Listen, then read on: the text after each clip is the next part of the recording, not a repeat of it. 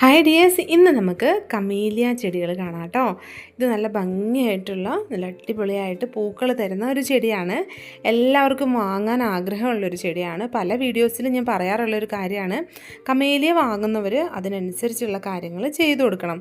അപ്പോൾ കമേലിയ വാങ്ങിയിട്ട് മിക്ക ആളുകളും ചെറിയ പോട്ടിലൊക്കെ നട്ട് കെയറിങ് ഒക്കെ കൊടുക്കും. പക്ഷേ ആ പ്ലാന്റിന് കിട്ടേണ്ടതായിട്ടുള്ള ചെറിയ ചെറിയ കെയറിങ്ങുകളായിരിക്കില്ല നമ്മൾ കൊടുക്കുന്നത്. ഒന്നാമത്തെ കാര്യം, എല്ലാവരുടെയും ക്ലൈമറ്റ് ഒരുപോലെ ആയിരിക്കില്ല ഉണ്ടാവുക. അപ്പം നമ്മൾ ബേസിക്കായിട്ട് ഇതിന് ഒരുപാട് വെയിലുള്ള സ്ഥലത്ത് പ്ലാന്റ് വെച്ച് കൊടുക്കാതിരിക്കുക. പ്ലാന്റ് എപ്പോഴും ഒരു ഷെയ്ഡുള്ള സ്ഥലത്ത്, നല്ല വെളിച്ചമൊക്കെ കിട്ടുന്ന സ്ഥലമായിരിക്കണം. എന്നാൽ തണലുള്ള സ്ഥലത്ത് രാവിലത്തെ വെയിലടിച്ചാലും പ്രശ്നമില്ലാത്ത പോലത്തെ സ്ഥലത്താണ് ഈ പ്ലാന്റ് നമ്മൾ വെച്ച് കൊടുക്കേണ്ടത്. അങ്ങനെ വെച്ച് കഴിയുമ്പോൾ ഇതിൻ്റെ ലീഫൊക്കെ നല്ല ഹെൽത്തി ആയിട്ട് വരും. അതുപോലെ തന്നെ നിറച്ചും പൂക്കൾ ഉണ്ടാവുകയും ചെയ്യും. പിന്നെ പലരുടെയും ഒരു പ്രശ്നമായിരിക്കും, ഈ പ്ലാന്റ് നട്ട് വെച്ച് പൂക്കളൊക്കെ ഉണ്ടാവാനാവുന്ന അത്രയും വളർച്ചയൊക്കെ ആവും, പക്ഷേ മൊട്ടിട്ട് പൊഴിഞ്ഞു പോകും, പൂക്കൂല. അപ്പം ഇത്രയും വിലയുള്ള, അതിലുപരി ഇത്രയും ഭംഗിയായിട്ടുള്ള ചെടികളുടെ മൊട്ടുണ്ടായി പൊഴിഞ്ഞു പോകുന്നത് നമുക്ക് എത്രത്തോളം വിഷമമായിരിക്കും അല്ലേ. അപ്പോൾ കമേലിയ ചെടിയിൽ പൂക്കളുണ്ടാവാൻ സിമ്പിളായിട്ടുള്ള കുറച്ച് കാര്യങ്ങൾ നമ്മൾ ചെയ്തു കൊടുത്താൽ മതി. അതിൽ ആദ്യത്തെ കാര്യം ഞാൻ ആദ്യം പറഞ്ഞ കാര്യം തന്നെയാണ്, ഒരുപാട് വെയിൽ കൊള്ളിക്കാതിരിക്കുക, ഷെയ്ഡ് കിട്ടുന്ന സ്ഥലത്ത് ഈ പ്ലാന്റ് വെക്കുക. അതുകൊണ്ടാണല്ലോ അതാ ഇതുപോലെ നിറച്ചും പൂക്കളുണ്ടായി നിൽക്കുന്നത്.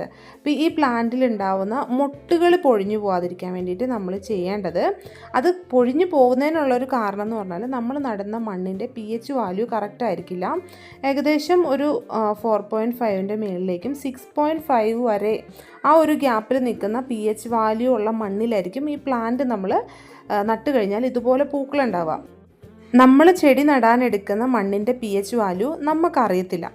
അപ്പോൾ അതുകൊണ്ടാണ് ഈ പൂക്കൾ പൊഴിഞ്ഞു പോകുമ്പോൾ നമുക്ക് എന്താ ചെയ്യേണ്ടതെന്ന് അറിയാതെ വരുന്നത്. നമുക്ക് ഓൺലൈനൊക്കെ ആയിട്ട് pH വാല്യൂ ഡിറ്റക്ടർ വാങ്ങാനായിട്ട് കിട്ടും. അത് നമ്മൾ അയച്ചു കൊടുക്കുന്നതല്ല കേട്ടോ. കുറേ പേര് എന്നോട് മെസ്സേജ് അയച്ചും വിളിച്ചും ഒക്കെ ചോദിക്കുന്നുണ്ട്, ഈ pH വാല്യൂ ഡിറ്റക്ടർ ഒരെണ്ണം വേണം, അതിന് എത്രയാണ് എമൗണ്ട് വരുന്നതെന്ന്. നമുക്കത് ഓൺലൈനായിട്ട് വാങ്ങാവുന്നതേ ഉള്ളൂ. ആമസോണിൽ നിന്നോ ഫ്ലിപ്കാർട്ടിൽ നിന്നോ ഒക്കെ വാങ്ങാം.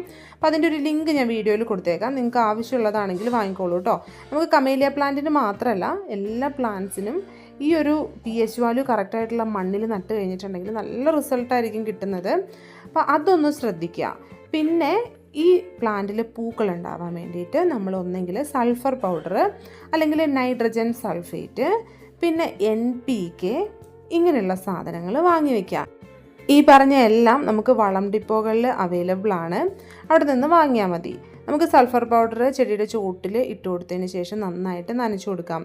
NPK വൈകുന്നേരങ്ങളിൽ ചെടിയിൽ നനവൊക്കെ കൊടുത്തതിന് ശേഷം ഇലകൾ ഉണങ്ങുന്നതിന് മുമ്പ് ഇലകളിൽ സ്പ്രേ ചെയ്ത് കൊടുത്താലായിട്ട് മതിയാവും.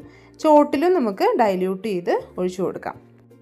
ചെടി വാങ്ങിക്കഴിഞ്ഞ് മാസത്തിൽ ഒരു തവണ വെച്ചിട്ട് ഈ ഒരു കാര്യം ചെയ്തു നോക്കുക.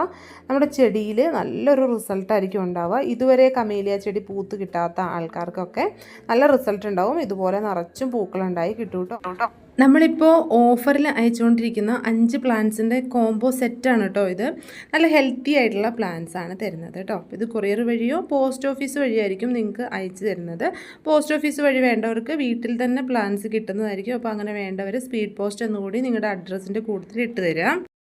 ഷിപ്പിംഗ് ചാർജ് ഉൾപ്പെടെ 799 രൂപയാണ് നമ്മുടെ ഈ പ്ലാന്റ്സിന് റേറ്റ് വരുന്നത്. അപ്പോൾ പ്ലാന്റ്സ് വേണ്ടവർ കമേലിയ കോംബോ ഓഫർ എന്നൊരു മെസ്സേജ് വാട്സപ്പിലേക്ക് ഇട്ടേക്കും കേട്ടോ.